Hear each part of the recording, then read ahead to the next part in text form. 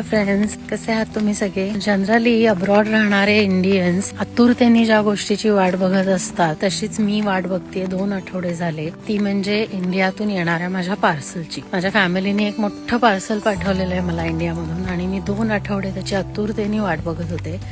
आज मला मेसेज आला होता की ते माझ्या डोरस्टेपवर डिलिव्हर होणार आहे. मी आता येते ऑफिसमधनं, सो बघूया झालंय का डिलिव्हर. सो आता ऍक्च्युली रात्रीचे 12 वाजून गेलेले, पण मी इतकी वाट बघत होते या पार्सलची आणि मला राहवत नाहीये, त्यामुळे मी आत्ता हा व्हिडिओ शूट करायला बसलेली आहे, पॅकेट ओपन करायला. तर मी तुम्हाला दाखवते काय काय मला पाठवलं माझ्या घरच्यांनी ते. सो मी जेव्हा जर्मनीला आले तेव्हा जर्मनीमध्ये विंटर चालू होता, त्यामुळे मी खूप असे कपडे घेऊन आले नव्हते आणि जे काही कपडे आणले होते ते सगळे विंटरवेअर होते.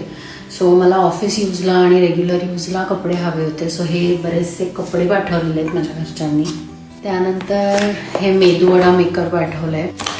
ऑफकोर्स इथे तूप मिळत नाही आणि मला तूप खायला लागतंच थोडं तरी रोज.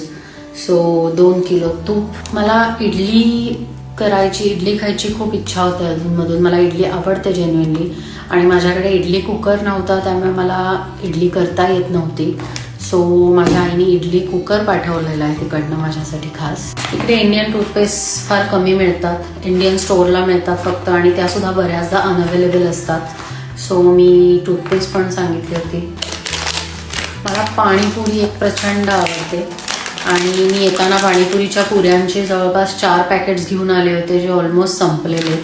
सो पाणीपुरीचे डीमार्टमध्ये पॅकेट्स पाठवलेले. काही स्पायसेस मला हवे होते जे इथे महाग मिळतात, ते म्हणजे जिरा पावडर, धने पावडर, सोया चंक्स आणि मेन म्हणजे हा चिंग्सचा फ्राईड राईस मसाला. एकटी असल्यामुळे मी बऱ्याचदा फ्राईड राईसचा ऑप्शन चूज करते.